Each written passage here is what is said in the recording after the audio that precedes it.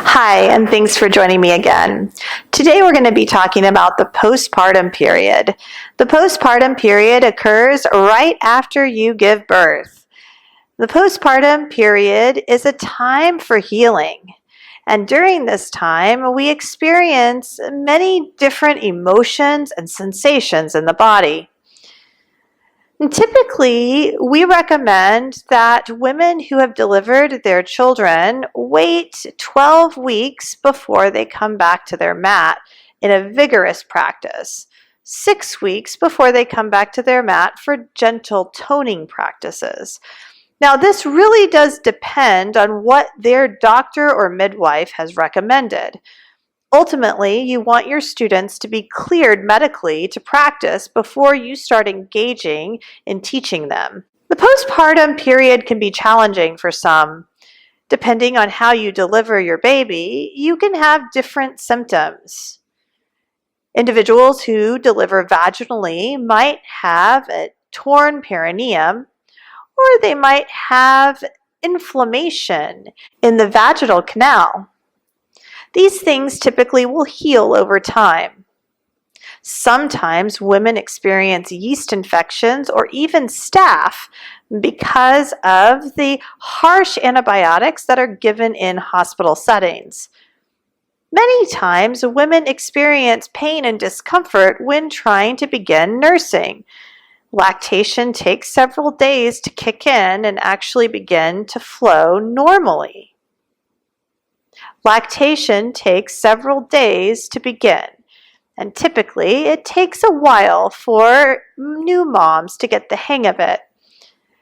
It's also not just up to the new mom. Lactation and breastfeeding requires a willing participant, and that's the newborn baby. Sometimes breastfeeding can be challenging because of the shape of the baby's mouth or if the baby is tongue-tied. This can be evaluated by a lactation consultant or your pediatrician. After delivery, typically new moms are exhausted. Babies require feeding about every 2 to 3 hours, and the first few weeks are the most important.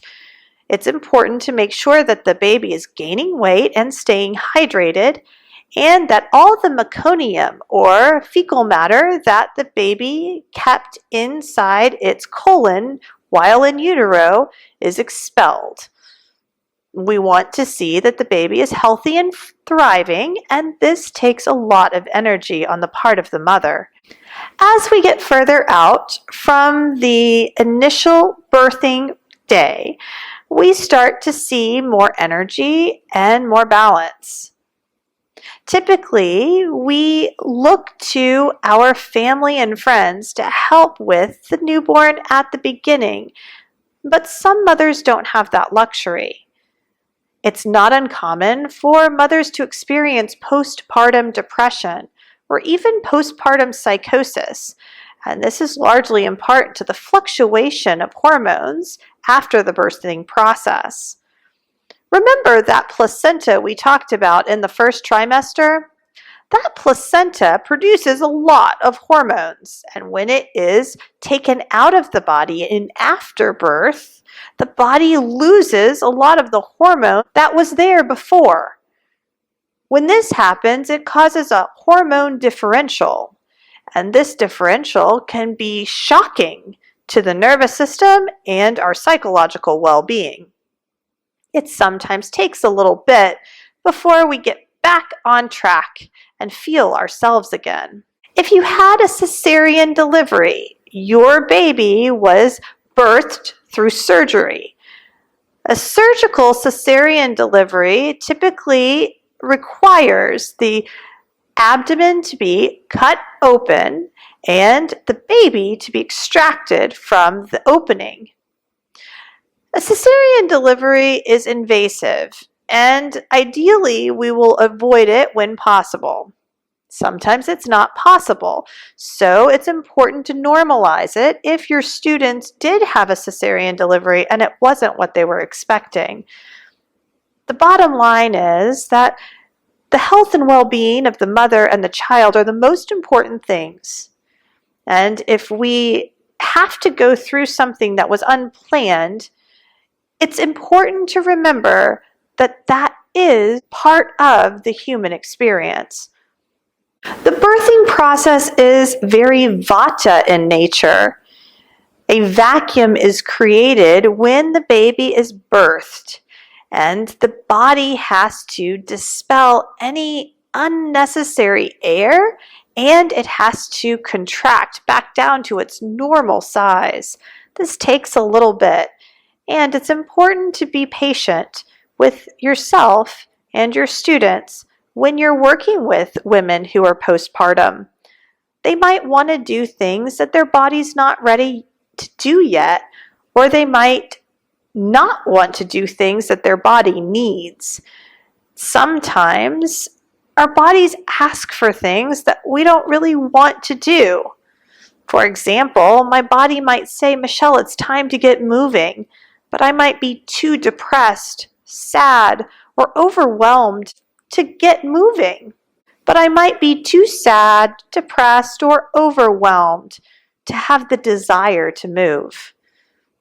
When your students express feelings like this or experiences like this, normalize it and listen to them. Resist the urge to compare your story to theirs. See them, hear them, and connect to them on their level, and keep it about them. If they have questions about what they can or can't do postpartum, refer them back to their doctor. Once a woman is cleared to exercise postpartum, they can do anything. There's no limitation. I'll never forget a prenatal yoga teacher training that I was involved in several years ago. The instructors said that after a cesarean section that students shouldn't do crescent lunge. And I said, why? And they said, oh, because it can tear apart the scar. And I almost laughed out loud. That's not possible. The body heals and the skin completely closes within 6 weeks, 12 weeks at the longest if there's an infection. If the individual is cleared for exercise, they can do anything. They might have discomfort, they might want to back off, but nothing is going to break them. Nothing is going to cause sutures to reopen that have fully healed. That's not possible. When in doubt, refer out. Don't feel like you have to answer questions that you don't know. If you aren't aware of the answer, let your students know that you'll research that and get back to them, or refer them to a professional that will have the answer. As your students come back to their mat after the postpartum period, help them to understand that their practice can be a tool for self-care and self-regulation. When they feel overwhelmed or they feel tired or even out of sorts, they can come on their mat, take a few postures, and come back to their breath to reset and revitalize.